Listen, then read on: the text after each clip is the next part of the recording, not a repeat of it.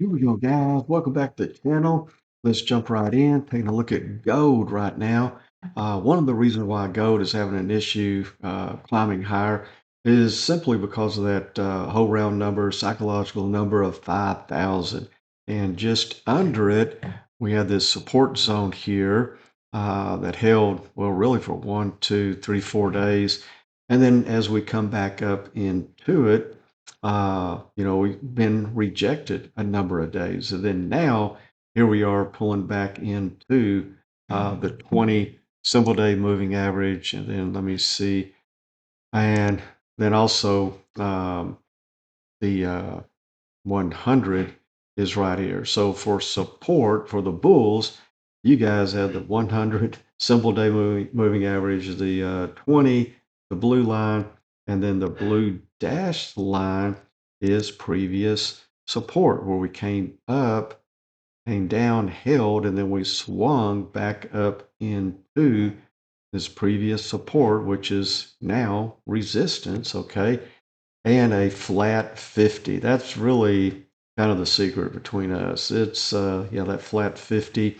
Institutions kind of get off topic here. Institutions use the 50 simple day moving average and the 200.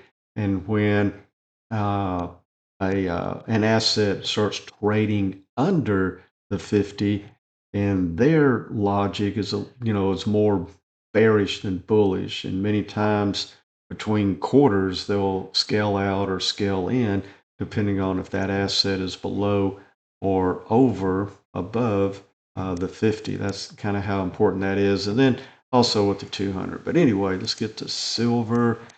As you can see now, the other day, they call it, well, I don't want to get into that. But anyway, we had a breakout here, kind of a head fake really, as this candle last Friday cleared the 50, very, very strong, very positive, very bullish, cleared this previous support zone, which then became resistance. See, resistance, resistance, resistance, cleared it out. And then here we go, getting slammed. I'm not, a conspiracy person necessarily, but man, silver was on the way to a nice breakout here. I mean, the next resistance should have been really up here where we hit, previously before, 950 or so.